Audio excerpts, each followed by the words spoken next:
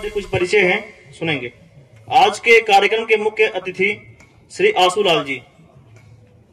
आप फरीदाबाद में औद्योगिक कटिंग टूल के निर्माण के कार्य में संलग्न द्वितीय पीढ़ी के उद्यमी हैं। आपका जन्म वर्ष 1968 में बरेली उत्तर प्रदेश में हुआ था। वर्ष 1973 से आप फरीदाबाद में निवास कर रहे हैं। आपने प्रारंभिक शिक्षा 1986 में एपीजे स्कूल फरीदाबाद से पूर्ण की। तत्पश्चात आप दिल्ली विश्वविद्यालय के किरोड़ीमल कॉलेज से 1989 में वाणिज्य में स्नातक की उपाधि प्राप्त की और फिर 1992 में लॉ सेंटर टू दिल्ली विश्वविद्यालय से कानून बैचलर ऑफ लॉ में स्नातकोत्तर उपाधि प्राप्त की। वर्तमान में आप rotary club of Faridabad east के अध्यक्ष हैं। कार्यकाल वर्ष 2025 से 26 के लिए रोटरी आंदोलन की विभिन्न सामाजिक परियोजनाओं में सक्रिय रूप से कार्यरत हैं, जिनमें प्रमुख है रक्तदान शिविर का आयोजन, नेत्र जांच शिविर एवं जरूरतमंद के लिए निःशुल्क मोतियाबिंद ऑपरेशन, भाटिया सेवक समाज फरीदाबाद के सहयोग से निःशुल्क दंत जांच शिविर का आयोजन, Sudha Rustagi college of the dental sciences एवं रिसर्च फरीदाबाद के सहयोग से स्तन कैंसर जागरूकता हेतु निःशुल्क मेमोग्राफी स्क्रीन कैंप, रोटरी वृक्षारोपण अभियान एवं प्लास्टिक जागरूकता अभियान का संचालन, साथ ही फरीदाबाद शहर में अन्य अनेक सामाजिक पहले आपने शुरू की। अपना दूसरा परिचय है श्रीमान अजय जी। आपका लॉजिस्टिक ट्रांसपोर्ट का कार्य है। आपका एसडीएम नगर में निवास स्थान है। प्रथम शिक्षित हैं आप और विवेकानंद नगर में नगर कारवा का आपके पास दायित्व है। जो अपने इस कार्यक्रम के मुख्य वक्ता रहेंगे professor doctor Pawan Singh ji. JC Bose YMCA university में media and mass comm department के एचओडी हैं आप। इससे पूर्व आप जिम्स कॉलेज दिल्ली एवं माखनलाल चतुर्वेदी यूनिवर्सिटी से भोपाल में प्रोफेसर रह चुके हैं। आपका सेक्टर 65 फरीदाबाद में निवास स्थान है। आप तृतीय वर्ष शिक्षित हैं। संघ के विभिन्न दायित्वों का आपने निर्वहन किया। हरियाणा एवं मध्य भारत प्रांत के प्रांत कॉलेज विद्यार्थी प्रमुख भोपाल विभाग में सह विभाग कारवा एवं वर्तमान में आप प्रांत प्राध्यापक कार्य एवं बहुमंजिला इमारत कार्य के प्रांत प्रमुख के दायित्व का निर्वहन कर रहे हैं। अभी एकल गीत से पहले हमारे मुख्य अतिथि से निवेदन है कि वो अपना आशीर्वचन दे। आदरणीय श्री पवन जी, अजय जी, शिवम जी, ध्रुव जी, शुभम जी, मान्य अतिथिगण, मातृशक्ति, प्रिय बच्चों, सादर प्रणाम एवं साधुवाद, आभार कि आपने मुझे आज इनवाइट किया आपके बीच, आपके समक्ष, आपके बारे में जानने के बारे में। मेरा ये मानना है कि कुछ भी चीज़ जो है वो बिना वजह नहीं होती है। आज आपके समक्ष सिर्फ चंद 2-3 मिनट लूंगा मैं और कुछ विचार अपने रखना चाहूँगा आध्यात्मिक लेवल पर और प्रैक्टिकल लेवल पर जो मैंने अपने सीखे हैं। मेरे बहुत अच्छे मित्र, प्रिय मित्र हैं एडवोकेट दीपक ठुकराल जी, जिन्होंने मेरे को कहा कि भाई आप एक बार हमारे कार्यक्रम में जरूर आएँ, और मेरा सौभाग्य है कि मैं आपके समक्ष आज आ पाया हूँ इस कार्यक्रम में। मेरी 2 कन्विक्शंस हैं लाइफ के अंदर में। एक कि बिना वजह कुछ नहीं होता, बेवजह हम नहीं मिलते, बेवजह हम आपस में आते नहीं हैं। स्टार्टिंग फ्रॉम अवर बर्थ, हम जिन माता पिता को पैदा होते हैं, जिस समाज में पैदा होते हैं, जिस कंट्री में पैदा होते हैं, वो बेवजह नहीं है। सब कुछ हमारे कर्मानुसार ही ये प्राप्त हुआ है। मेरा ऐसा मानना है कि हमारे बहुत अच्छे कर्म हैं जिसकी वजह से हम ऐसे भारतवर्ष में पैदा हुए हैं, भारत के अंदर पैदा हुए हैं। ऐसी अच्छी ऋषि मुनियों की धरती पे पैदा हो पाना ही मेरे मानने में एक बहुत अच्छे संस्कारों का हमारा एक सत्कर्मों का फल है। दूसरा मेरी एक कन्विक्शन है कि हम अपने माता पिता और गुरुओं का जो आभार है वो कभी भी जिंदगी में नहीं उतार सकते, कभी भी। ये मेरा ऐसा मानना है, मेरी पर्सनल कन्विक्शन है, क्योंकि आज जो हम हैं अपने माता पिता, अपने गुरुओं की वजह से ही हैं। तीसरी मेरी कन्विक्शन ये है कि हम अपने हमारा जो समाज है, जो हमारी कंट्री है, जो हमारा देश है, उसका भी कर्जा, उसका भी आभार हम नहीं उतार सकते। मेरी माननीय पवन जी से भी बात हो रही थी, मैं जानना चाह रहा था भी आरएसएस जो हमारा है, राष्ट्रीय स्वयंसेवक संघ, उसका बेसिकली एम क्या है। उन्होंने कहा राष्ट्रीय जागरूकता को बनाना है, देश पहले, देश को अच्छे से संभाल के रखना, चलाना, उसकी जागरूकता बनाना, ये राष्ट्रीय स्वयंसेवक संघ का एक बहुत इंपॉर्टेंट एक रोल है। मेरा उसमें ऐसा मानना है कि उसकी शुरुआत हमारे घर से, हमारे अपने आप से, हमारे अंदर से होती है। दो अपनी लाइफ के आपके साथ में इंस्टेंसेस शेयर करना चाहूँगा। बचपन में मेरे को 7-8 साल की वर्ष की उम्र में मेरी दादी ने मुझे रामायण सुनाई, कंठस्थ, उनको कंठस्थ याद थी रामायण। उन्होंने मुझे रामायण सुनाई, बहुत अच्छी लगी। मतलब आप ये सोचिए कि 3 महीने के पीरियड के अंदर में सुनाई। रात को जब मैं सोता था, अपनी दादी मेरे को सुनाती थी रामायण, पूरी रामायण सुनाई। और जब मैं बड़ा हुआ, अपने आप से सोचता था कि भाई इसके की टेक अवेज क्या है, की पॉइंट्स आपने लाइफ में क्या सीखे उसके, भगवान श्री राम के बारे में। मैं इसलिए आपके साथ शेयर कर रहा हूँ क्योंकि आज का उपलक्ष्य जो है हमारा विजयदशमी, वो हम मना रहे हैं। और आते समय मैं सोच रहा था आपके साथ मैं क्या शेयर करूंगा, तो मेरे दिमाग में यही बात आई कि लाइफ का कोर प्रिंसिपल हमने क्या सीखा। तो मैं आपके साथ जो शेयर करूंगा, जो मैंने सीखा भगवान श्री राम के चरित्र से, कि उन्होंने अपने सारे कर्तव्यों का पालन किया। चाहे वो कर्तव्य उनके पेरेंट्स के प्रति थे, भाई के प्रति थे, अपने परिवार के प्रति थे, प्रजा के प्रति थे, देश के प्रति थे, उनके जो फ्रेंड्स थे, सपोर्टर्स थे, उनके प्रति थे, उनके गुरुओं के प्रति जो थे, अपने सारे कर्तव्यों का पालन किया। उन्होंने सारी मर्यादाओं का पालन किया, इंक्लूडिंग जो अपने उनके दुश्मन थे, उनके प्रति भी जो मर्यादा थी उसका भी पालन किया। दैट इज वाई उनको मर्यादा पुरुषोत्तम श्री राम कहा गया। मैं अपनी लाइफ में उनके कैरेक्टर से बहुत इंस्पायर्ड रहा हूं हमेशा। चाहे वो अपने माता पिता की आज्ञा का पालन करना रहा, चाहे वो मेरा एक, जैसे आपको बताया, मेरा एक बिजनेस है, तो बिजनेस में भी हमारी जिम्मेदारियां हैं, हमारे कर्तव्य हैं, उनको निभाना। सब कुछ जो है हमारे इन धर्म ग्रंथों से ही आया है। दूसरी चीज जो मैं आपके साथ शेयर करूंगा, मैं आपको दादी के बारे में अपने बता रहा था। रामायण उन्होंने जब मुझे बताई, उसके बाद उन्होंने मुझे महाभारत भी बताई। मतलब 1 साल रामायण बताई, अगले महाभारत भी बताई। रामायण और महाभारत अलग अलग युगों में हुई। तो 7 बताते हैं, 7 से 14,000 साल पहले रामायण थी, फिर 3 से 5,000 साल पहले महाभारत थी। और अगर मैं समझूं अपनी लाइफ के अंदर में, दोनों जो हमारे महाग्रंथ रहे, जो हमारे को बताया गया, अगर मैं आपसे शेयर करूं भी कोर प्रिंसिपल्स क्या रहे, कोर प्रिंसिपल्स जो दोनों के रहे, की टेक अवे जो रहे, कि फोकस सदकर्मों पे ही करना है। सिचुएशंस बदलेंगी, सिचुएशन बदलती रही हैं, और उसके बावजूद भी सदकर्मों पे, अच्छे संस्कारों पे फोकस रखना है, कर्तव्यों का पालन करना है, मर्यादाओं का पालन करना है, और सही प्रकार के कर्म क्रिएट करने हैं हर सिचुएशन के अंदर में। ये मेरा ऐसा मानना रहा है। तीसरी चीज जो मैं आपके साथ शेयर करूंगा वो ये कि अच्छे कर्मों की अगर मैं बात करूं आपसे, हम कहां से सीखेंगे? सत्संग से सीखेंगे, सदसंगत से, वर्ड्स ऑफ विजडम, तभी तो हम सीखेंगे, ऐसा मेरा मानना है। अच्छे गुरु हमें इससे सिखाएंगे। और मेरा ऐसा मानना है कि हमारी भारतीय संस्कृति के अंदर में जो हमारे धर्म हैं, धर्म ग्रंथ हैं, वेद हैं, पुराण हैं, यही हमारे को अपने कल्चर के बारे में, हिस्ट्री के बारे में बताते हैं, और यही हमारे गुरु हैं। मेरा ऐसा मानना है कि राष्ट्रीय स्वयंसेवक संघ एक ऐसी संस्था है जो हमारे को हमारे कल्चर के बारे में बता रही है, हमारे को अवगत करा रही है कि हमारे जो कर्तव्य हैं वो क्या हैं, हमारी रिस्पॉन्सिबिलिटीज क्या हैं।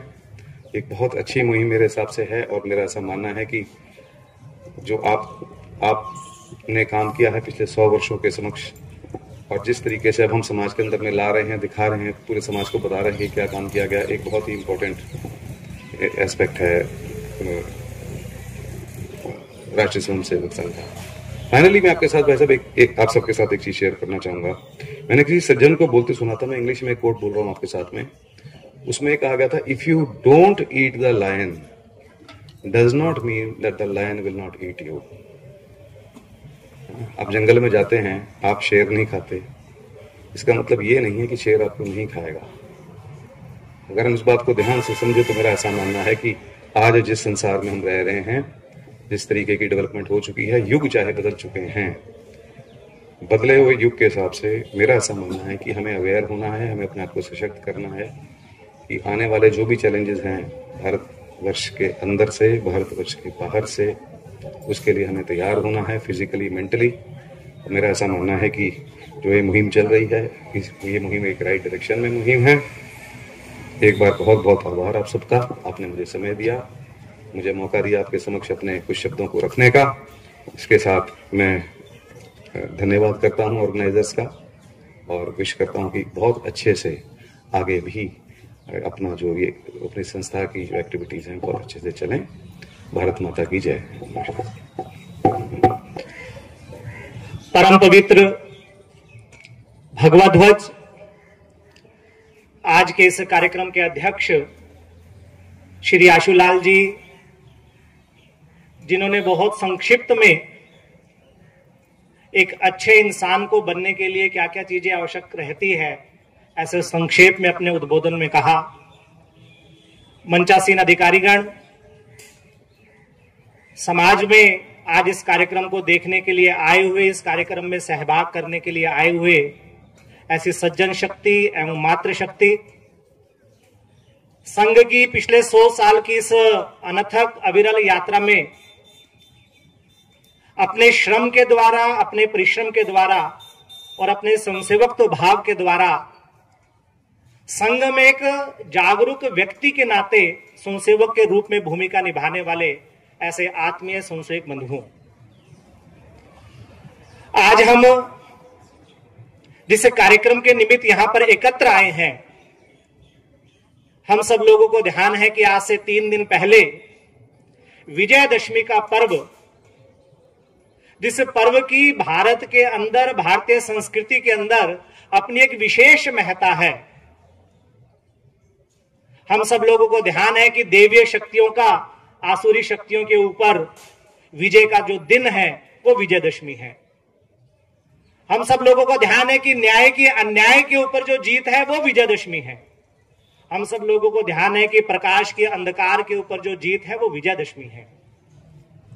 लेकिन संघ के स्वयंसेवक होने के नाते हम सब के लिए विजयदशमी का एक अलग महत्व भी है, और वो महत्व ये है कि जो हजारों सालों से चली आ रही परंपरा थी, जिसको हम विजयदशमी के रूप में मनाते हैं, उसी के दिन सन 1925 में संघ के जो आद्य सरसंघचालक हुए परम पुण्य डॉक्टर केशवराव बलिराम हेडगेवार, उनके द्वारा आरएसएस यानी कि राष्ट्रीय स्वयंसेवक संघ की स्थापना की गई थी।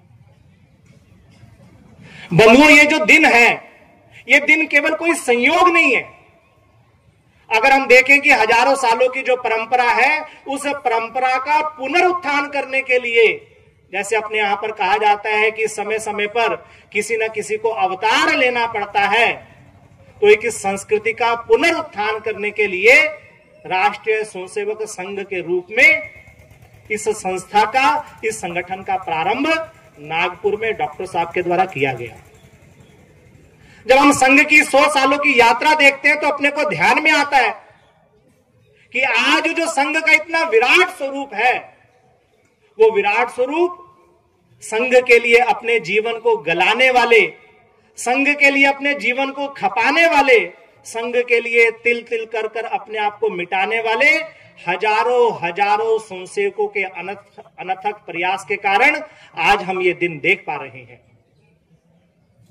बंधुओं, अगर हम थोड़ा सा संघ की 100 सालों की यात्रा के बारे में देखते हैं तो अपने को ध्यान में आएगा कि संघ की इस पूरी यात्रा के 3 वैशिष्ट्य रहे हैं। पहला वैशिष्ट्य रहा है अनवरत यात्रा, दूसरा वैशिष्ट्य रहा है अखंड यात्रा, और तीसरा वैशिष्ट्य रहा है निरंतर चलने वाली यात्रा। संघ ने जब से संघ शुरू हुआ 1925 से लेकर आज तक अपने मूल को नहीं छोड़ा, लेकिन समय के साथ साथ जो समाज के लिए आवश्यक परिवर्तन संघ को करने थे, वो परिवर्तन संघ ने किए हैं। संघ ने सदा से कहा है कि यह भारत एक राष्ट्र है, भारत एक हिंदू राष्ट्र है, भारत एक प्राचीन राष्ट्र है। संघ के इस मूल भाव को संघ ने कभी नहीं छोड़ा। लेकिन हम सब लोगों को ध्यान है कि समय की आवश्यकता के अनुसार समाज के आग्रह के बाद जब जब संघ को कुछ परिवर्तन करना पड़ा, संघ ने उसको निसंकोच परिवर्तन किया। 2017 से पहले संघ के यूनिफॉर्म के अंदर निकर हुआ करती थी, लेकिन एक बड़े विचार विमर्श के बाद ध्यान में आया कि संघ को निकर से पैंट पर आना चाहिए, तो संघ ने बिना दुराग्रह के उसको छोड़ दिया। संघ के प्रारंभ में जो संघ की ड्रेस है वो कुछ मिलिट्री की तरह हुआ करती थी, उसको भी संघ ने परिवर्तन किया। जैन मुनि के आग्रह के बाद संघ में चमड़े की बेल्ट नहीं होनी चाहिए, संघ में इस कपड़े की बेल्ट होनी चाहिए, ऐसा आग्रह किया गया, तो संघ ने उसको भी परिवर्तन किया। लेकिन संघ ने कभी अपने मूल भाव को नहीं छोड़ा। और जब हम इस पूरी यात्रा को देखते हैं तो अपने को ध्यान में आएगा कि 1925 से लेकर 1940 तक का एक कालखंड, यानी कि जब संघ प्रारंभ हुआ तो प्रारंभ में संघ की जो बेसिक चीजें थी, उन बेसिक चीजों को खड़ा करने के लिए संघ के कार्यकर्ताओं ने अपना पूरा जोर लगाया। व्यक्ति निर्माण में कौन कौन सी चीजें आवश्यक हो सकती है, इसके ऊपर आग्रह किया गया। कार्यकर्ताओं के प्रशिक्षण के ऊपर बल दिया गया। संघ का विस्तार कैसे कैसे हो सकता है, इसके ऊपर बल दिया गया। तो 1925 से लेकर 1940 तक के कालखंड का आग्रह संघ की मूलभूत बातों को ठीक करने के लिए हुआ। उसके बाद जब हम 1940 से 1975 तक का कालखंड देखते हैं तो अपने को ध्यान में आएगा कि संघ के काम का विस्तार होना चाहिए। गुरुजी अक्सर कहा करते थे, जो संघ के दूसरे सरसंघ चालक थे, कि केवल संघ की शाखा के माध्यम से समाज परिवर्तन नहीं होगा, उसके लिए समाज के हर क्षेत्र में संघ के स्वयंसेवकों के द्वारा काम करने की आवश्यकता है। तो 1940 से 1975 का जो कालखंड है वो संघ के काम के विस्तार का कालखंड है, वो संघ के संघर्ष का कालखंड भी है। हम सब लोगों को ध्यान है 1940 से 1975 के बीच में संघ के स्वयंसेवकों ने संघर्ष का असली उदाहरण संघ का स्वयंसेवक कैसे दे सकता है, इस समय के बीच में साबित करके दिखाया। चाहे वो भारत के विभाजन की बात हो, चाहे वो पाकिस्तान के साथ युद्ध की बात हो, चाहे वो चाइना के साथ युद्ध की बात हो, चाहे फिर वो आपातकाल की बात हो, इन सब संघर्षों के बीच में संघ के स्वयंसेवक ने अपने आप को, जिसको मैं कह सकता हूं देश प्रथम की भावना, उसके सामने रही। और जैसे एक संघ के स्वयंसेवक से अपेक्षा रहती है, उस अपेक्षा के ऊपर संघ के स्वयंसेवक खरे उतरे। भारत के विभाजन के बाद हम सब लोगों को ध्यान है कि संघ के ऊपर प्रतिबंध लगा। प्रतिबंध के बाद जो संघ के दूसरे सरसंघ चालक है वो मुंबई में अपने कार्यकर्ता के घर गए। वो कार्यकर्ता अपना एक स्टूडियो चलाता था और इस विभाजन के समय में उनका जो स्टूडियो था उसको आग लगा दी गई। जब गुरुजी उनके घर में गए तो जो उनकी श्रीमती जी थी वो गुरुजी को कहने लगी कि आपने किस तरह के स्वयंसेवक बनाए हैं, समाज के लोगों ने इनके स्टूडियो को आग लगा दी लेकिन इन्होंने उफ तक नहीं की। तो गुरुजी ने उनको बहुत सभ्य से कहा, हमने ऐसे ही संघ के स्वयंसेवक बनाए हैं जो दोबारा राख से अपने काम को खड़ा करने की भावना रखते हैं। तो ऐसे संघ के स्वयंसेवकों के बलिदान के कारण, ऐसे स्वयंसेवकों के संघर्ष के कारण संघ आज अपने 100 साल की यात्रा को पूरा कर कर आज यहां पर पहुंचा है। जब हम 1975 से लेकर 2000 तक का समय देखते हैं तो अपने को ध्यान में आएगा कि धीरे धीरे कर कर संघ के स्वयंसेवकों के संघर्ष के कारण जो संघ समाज में गया, समाज ने उसको हाथों हाथ लिया। समाज को लगने लगा कि जो संघ है वो देश और समाज के लिए काम करने वाला संगठन है, तो हमें भी इसके साथ सहयोग करना चाहिए। फिर चाहे हम 1992 में राम जन्मभूमि के आंदोलन की बात करें, चाहे फिर डॉक्टर साहब के जन्म शताब्दी की बात करें, ऐसे अनेक अवसर हुए जिसमें संघ और समाज ने मिलकर काम किया। सन 2000 के बाद अगर हम संघ को देखते हैं तो समाज ने एक कदम और आगे बढ़ाया और समाज ने कहा कि अब केवल हम संघ की प्रशंसा ही नहीं करेंगे, जहां हमारी आवश्यकता होगी वहां पर संघ के साथ मिलकर जैसा संघ कहेगा वैसा काम हम समाज के लिए करेंगे। और अनेक प्रकार के समाज के लोगों ने, सज्जन शक्ति ने संघ के साथ मिलकर समाज निर्माण के काम में अपनी भूमिका निभाना प्रारंभ किया। हम सब लोगों को ध्यान है 2021 और 22 में जब कोरोना की महामारी आई तब संघ के स्वयंसेवकों ने उदाहरण प्रस्तुत किया कि ये समाज मेरा है, इस समाज के लिए अगर मुझे कुछ हो भी जाएगा तो उसकी परवाह नहीं है। और समाज ने भी एक विश्वास दिखाया कि अगर संघ के स्वयंसेवकों को कोई काम दे दिया तो वो काम होना ही होना है, उससे पीछे संघ का स्वयंसेवक हटने वाला नहीं है। तो बंधुओं, इस प्रकार की एक पूरी संघर्ष से लेकर स्वीकार्यता से लेकर सहभागिता की यात्रा आज संघ की 100 वर्षों की पूरी हुई है। अब हम 101वें वर्ष में प्रवेश कर रहे हैं। अब संघ से समाज की अपेक्षाएं भी ज्यादा हैं और संघ के स्वयंसेवक होने के नाते हमारी भूमिकाएं भी अब पहले से ज्यादा हैं। इस पूरी यात्रा के अंदर अगर हम देखेंगे तो अपने को ध्यान में आएगा कि संघ के पास एक ऐसी अनूठी पद्धति है जिस पद्धति के कारण ऐसे संघ के स्वयंसेवक खड़े हो गए और डॉक्टर साहब ने वो पद्धति दी। उस पद्धति को हम कहते हैं आरएसएस की 1 घंटे की लगने वाली शाखा। आपको ध्यान में आएगा कि अगर शाखा के ऊपर थोड़ा सा विश्लेषण करते हैं तो डॉक्टर साहब अक्सर कहा करते थे कि शाखा का मतलब जो जैसा है वैसा उसको लेना और जैसा आप उसको बनाना चाहते हो वैसा उसको शाखा के माध्यम से बनाना। जब हम शाखा को देखते हैं तो अपने को ध्यान में आता है कि प्रारंभ में जब व्यक्ति संघ की शाखा में आता है और जब 2-3 साल के बाद समाज उसको देखता है तो समाज को लगता है कि ये साधारण सा लगने वाला व्यक्ति के अंदर इतने गुण आ कहां से गए।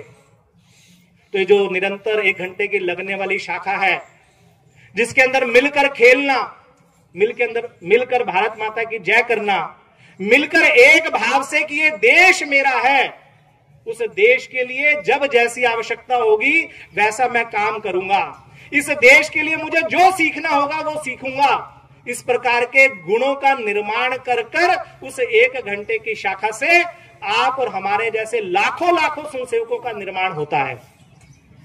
कभी कभी वो साधारण सा लगने वाला जो स्वयंसेवक है वो संघ की सामूहिकता के कारण, संघ के संगठन के कारण ऐसे असाधारण काम कर देता है कि लोगों को विश्वास नहीं होता कि ये साधारण सा लगने वाला स्वयंसेवक इतना बड़ा काम कर कैसे गया।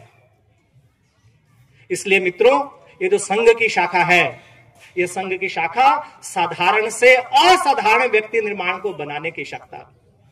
ये जो संघ की 1 घंटे की शाखा है, कुल मिलाकर ये चलता फिरता प्रोडक्शन हाउस है। जैसा देश और समाज के लिए व्यक्ति का निर्माण होना चाहिए उस प्रकार के व्यक्ति का निर्माण इस संघ की शाखा से होता है। 65 के युद्ध के बाद गुरुजी से मिलने के लिए आर्मी के चीफ आए और उन्होंने कहा कि आपके संघ के स्वयंसेवकों ने युद्ध के अंदर बहुत बड़ी भूमिका निभाई है। हम तो सेना के लोगों को सैलरी देते हैं, ट्रेनिंग देते हैं, फिर वो वैसा काम करते हैं। आप अपनी शाखा के स्वयंसेवकों को क्या करते हैं? तो गुरुजी ने मजाक में कहा कि हम इनको कबड्डी खिलाते हैं और कबड्डी से देशभक्ति सिखा देते हैं। यह संघ के स्वयंसेवकों का गुण है। और संघ जो है वो कुल मिलाकर कहा जाता है कि संघ एक बड़ी नदी की तरह है। जहां जहां बड़ी नदियां होती है उसके आसपास सभ्यताएं अपने आप पल्लवित और पोषित होती हैं। जहां जहां उस नदी का रास्ता होता है उस नदी के आसपास अपने आप हरियाली, सुजलाम सुफलाम का भाव अपने आप दिखता है।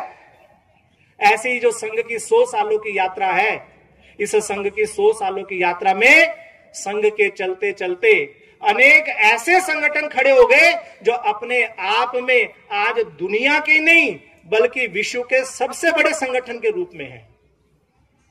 जहां समाज में जब जैसे व्यक्ति की आवश्यकता पड़ी संघ के स्वयंसेवकों ने वहां वैसी भूमिका निभाई।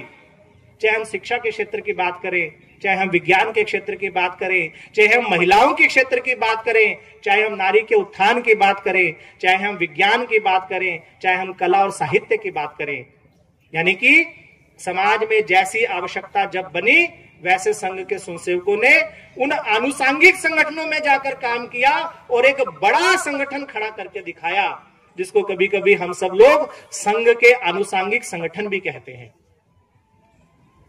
संघ ने अपने काम को लेकर अनेक संगठन तो शुरू किए। संघ की एक उस नदी की धाराएं से कई धाराएं तो बनी, लेकिन संघ के काम के पिछले 100 सालों में एक खासियत और रही है कि धाराएं तो अनेक बनी, लेकिन कभी भी उन धाराओं के अंदर डिवीजन नहीं आया। कभी भी वो धाराएं एक दूसरे को लेकर खड़ी नहीं हुई। इसलिए हम कहते हैं हम सब लोग मिलकर संघ एक बड़ा परिवार है, जो अपनी सामूहिकता के कारण और अपने स्पष्ट उद्देश्यों के कारण सबका भाव एक ही है, और वो भाव है नेशन फर्स्ट।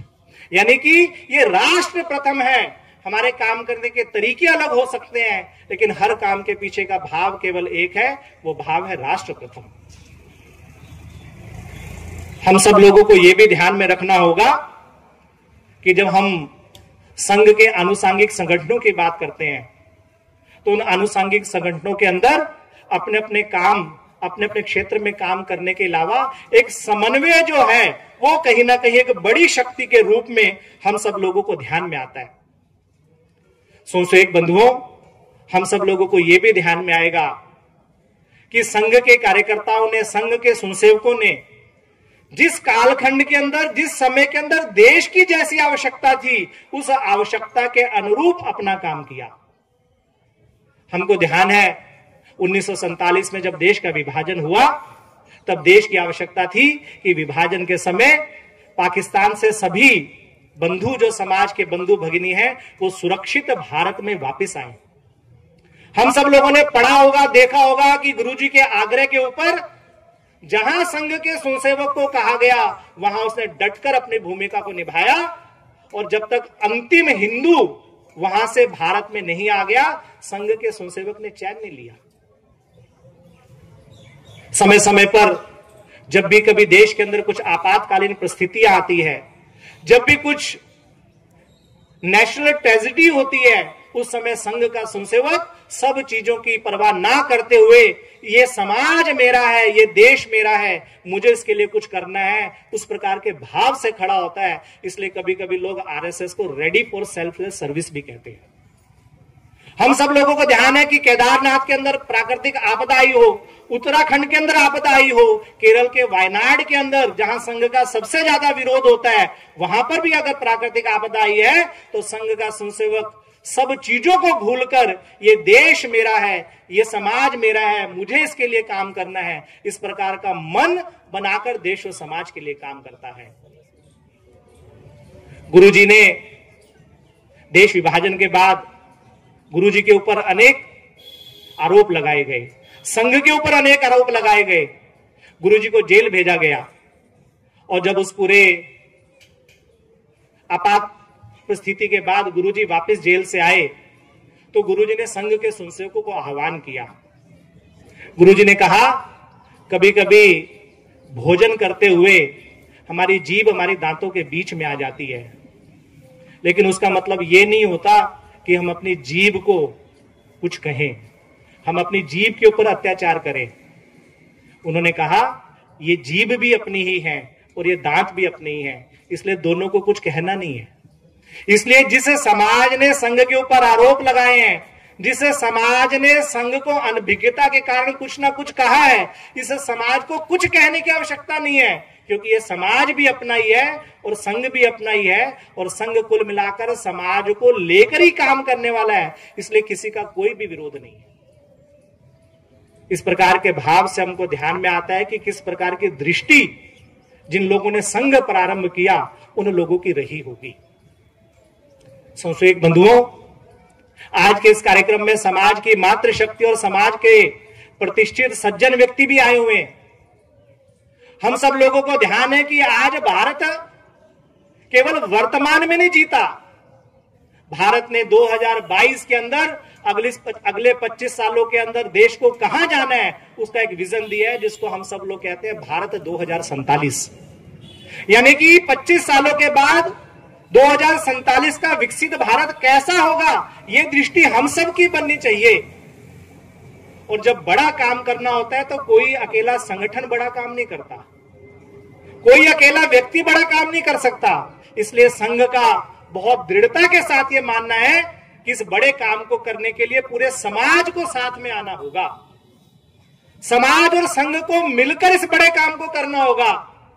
और जब हम 2047 के विकसित भारत की बात करते हैं तो पंच परिवर्तन, यानी कि 5 ऐसे परिवर्तन जो 2047 के विकसित भारत का रोड मैप तय करेंगे, उन 5 परिवर्तनों पे संघ के स्वयंसेवकों को भी, समाज की मातृशक्ति को भी, समाज की सज्जन शक्ति को, सबको मिलकर काम करना होगा। वो 5 परिवर्तन क्या है? तो उस 5 परिवर्तनों में पहला परिवर्तन है समरसता, दूसरा परिवर्तन है कुटुंब प्रबोधन, तीसरा परिवर्तन है पर्यावरण, चौथा परिवर्तन है स्व का बोध, और पांचवा परिवर्तन है नागरिक कर्तव्य। जब हम इन पांचों चीजों को देखते हैं तो अपने को ध्यान में आएगा कि कहीं ना कहीं संघ को लेकर व्यक्ति के मन में मतभेद हो सकता है, लेकिन मनभेद नहीं है। और ये 5 परिवर्तन ऐसे हैं जो पूरे समाज की आवश्यकता है। अगर पहले परिवर्तन की बात करें, जिसको मैंने कहा समरसता, कुल मिलाकर एक पंक्ति में समरसता को कहना हो, समाज का जो वंचित वर्ग है वो समाज की मुख्य धारा में आकर इस देश और राष्ट्र के निर्माण के लिए अपनी भूमिका निभाए। समरसता की बात करनी हो तो समाज के बीच में से जाति पाति का भेद, ये ऊंचा है ये नीचा, इस प्रकार का भेद हमको मिटाना होगा। समाज की व्यवस्थाएं चलाने के लिए जो आवश्यक है वो करेंगे, लेकिन कहीं ना कहीं मनों में भाव एक चाहिए कि ये और मैं दोनों इसी मातृभूमि के संतान हैं, हम सबको मिलकर देश और समाज के लिए काम करना है। यह है समरसता का भाव। जब हम कुटुंब प्रबोधन की बात करते हैं तो एक अच्छी संख्या में मातृशक्ति भी यहां बैठी हुई है। हम सब लोगों को ध्यान है कि परिवार संस्कार का केंद्र बनना चाहिए। आज के जिस युग में हम जी रहे हैं, जहां पर कहीं ना कहीं हम सब लोगों को टेक्नोलॉजी के बीच में भी रहना पड़ रहा है, ऐसे में कहीं ना कहीं परिवार की भूमिका पहले से ज्यादा बनती है। परिवार संस्कार का केंद्र बने, परिवार में बच्चों के मन में बड़ों की इज्जत करने का भाव बने, बड़ों के मन में बच्चों के साथ एक सहानुभूति का भाव बने। परिवार में हम सब सप्ताह में एक दिन बैठकर इकट्ठे भोजन करने का स्वभाव बनाएं। परिवार में हमारे बच्चों को हमारी वंशावली पता होनी चाहिए कि हमारे परदादा कौन थे, उनके परदादा कौन थे, हम मूल कहां के रहने वाले थे। आज हम फरीदाबाद में रहते होंगे, लेकिन हमारी जड़ें कहां से जुड़ी हुई है। इस प्रकार का भाव कुटुंब में हम सब लोगों को करने की आवश्यकता है। पर्यावरण के विषय को लेकर हम सब लोगों को ध्यान है कि पर्यावरण किसी एक व्यक्ति और देश का विषय नहीं है, पर्यावरण पूरे समाज का विषय है। इसलिए पर्यावरण को लेकर प्लास्टिक का प्रयोग नहीं करना, पानी का प्रयोग कम करना, पेड़ अधिक से अधिक लगाना, पर्यावरण को लेकर जो जो काम मुझे जहां पर करने की आवश्यकता है उन सब कामों में अग्रणी भूमिका निभाना, ऐसा अपने को सोचना पड़ेगा। स्व का बोध, हम सब लोगों को ध्यान है कि अभी पीछे अमेरिका ने भारत के ऊपर 50% टैरिफ लगाया, और हम हमेशा इस बात को मानते हैं कि हम वो लोग हैं जो चुनौती में भी अवसर ढूंढ लेते हैं। और इस टैरिफ का केवल और केवल एक ही रामबाण है, वो है वोकल फॉर लोकल। यानी कि आप और हम सब लोग मिलकर स्व के काम को करें। हम सब लोगों को स्व भाषा के ऊपर गर्व होना चाहिए, स्व भूषा के ऊपर गर्व होना चाहिए। जिस जिस चीज के साथ अपने देश की चीजें जुड़ी हैं उसके अंदर हम सब लोगों को गर्व होना चाहिए। और जो 5वां कर्तव्य है वो है नागरिक कर्तव्य, यानी कि कुल मिलाकर नियम कानूनों का पालन करना। हमारे लिए जो भी कर्तव्य आवश्यक है उन सब कर्तव्यों को अपनी डेली रूटीन के अंदर पालन करना। सड़क में अगर बाईं ओर चलना चाहिए तो बाईं ओर चलेंगे, रेड लाइट के ऊपर अगर रुकना चाहिए तो रेड लाइट पर रुकेंगे, कमरे से निकलते हुए लाइट के स्विच बंद करने चाहिए तो बंद करेंगे। यानी कि जहां जहां मेरे कर्तव्य की आवश्यकता है उन सब कर्तव्यों का पालन करना। तो मुझे लगता है जो पंच परिवर्तन का विषय है, ये पंच परिवर्तन का विषय समाज के लोगों को और संघ के स्वयंसेवकों को दोनों को मिलकर करना पड़ेगा। स्वयंसेवक बंधुओं, ये जो 100 सालों की यात्रा है, ये 100 सालों की यात्रा, अभी अध्यक्ष महोदय कह रहे थे कि ये 100 सालों की यात्रा जो है, now it's a new origin, ये नए क्षितिज है। हम लोगों को सोचना चाहिए कि संघ को जिन लोगों ने प्रारंभ किया और 100 सालों में अपने अनथक परिश्रम से यहां पर पहुंचाया, अब संघ के स्वयंसेवक के नाते हमारी भूमिका क्या होनी चाहिए। हमारे वरिष्ठ कार्यकर्ताओं ने हमें एक सशक्त, अपने पैरों पर खड़ा हुआ संगठन जो है वो दिया है।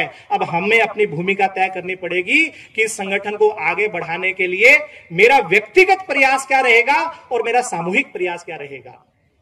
और जब मैं इस व्यक्तिगत और सामूहिक प्रयास की बात कर रहा हूं तो संघ के प्रत्येक स्वयंसेवक को इस शताब्दी वर्ष के अंदर, आज इस कार्यक्रम में हम सब लोग सम्मिलित हुए हैं, हम सब लोगों को व्यक्तिगत संकल्प करना होगा कि मैं इस देश और समाज के निर्माण के रूप में संघ के स्वयंसेवक के नाते अपनी भूमिका का निर्वहन कैसे करूंगा। उस संकल्प में समाज को साथ लेकर मैं कैसे चलूंगा। क्योंकि जब बड़ा लक्ष्य प्राप्त करना होता है तो बहुत से लोगों को अपना जीवन खपाना पड़ता है। तो क्या मैं अपने जीवन को देश और समाज को लगाने के लिए तैयार हूं? इस प्रकार का भाव हम सब लोगों को लेकर चलना पड़ेगा, तभी आज के इस कार्यक्रम की सार्थकता और संघ जो 100 वर्षों की यात्रा के बाद 101वें वर्ष में प्रवेश कर रहा है, उसमें कहीं ना कहीं हमारी भूमिका तय होगी। अंत में केवल एक छोटी सी कहानी सुनाकर अपने विषय को समाप्त करूंगा। वो कहानी इस प्रकार की है कि एक फुटबॉल का मैच चल रहा है और उस फुटबॉल के मैच के अंदर जो दोनों टीमें हैं वो एक दूसरे के ऊपर गोल करने का प्रयास करती है। लेकिन फुटबॉल के मैच में जो 45 मिनट का समय होता है उसमें दोनों में से कोई भी टीम गोल नहीं कर पाती। और जब इस प्रकार की परिस्थिति आ जाती है तो दोनों टीमों को कुछ फ्री किक्स दी जाती हैं ताकि एक टीम की जीत सुनिश्चित की जा सके। ऐसे ही उस मैच में भी होता है और उसमें से एक टीम जीत जाती है। जो टीम जीतती है वो टीम बहुत खुश होती है और विक्ट्री सेरेमनी को सेलिब्रेट कर रही होती है। तो दूर एक कैमरामैन जो है उस पूरी विक्ट्री सेरेमनी को अपने कैमरे के अंदर कैप्चर कर रहा होता है। उसको ध्यान में आता है कि टीम के सभी खिलाड़ी बहुत खुश हैं, बहुत प्रसन्न है, सबके चेहरों के ऊपर वो प्रसन्नता दिख रही है। लेकिन एक खिलाड़ी ऐसा है जो मायूस एक कोने में खड़ा हुआ है। उस विक्ट्री सेरेमनी के बाद वो फोटोग्राफर उस खिलाड़ी के पास जाता है और कहता है कि तुम्हें अपनी टीम की जीत की खुशी नहीं है क्या? वो कहता है नहीं, मैं बहुत खुश हूं। आपको किसने कहा कि मैं खुश नहीं हूं? वो कैमरामैन कहता है कि मैं बहुत समय से कैमरे के अंदर इस पूरी विक्ट्री सेरेमनी को कैप्चर कर रहा हूं, लेकिन आपके चेहरे पर मुझे कहीं पे भी प्रसन्नता दिखाई नहीं दी। वो खिलाड़ी क्या उत्तर देता है?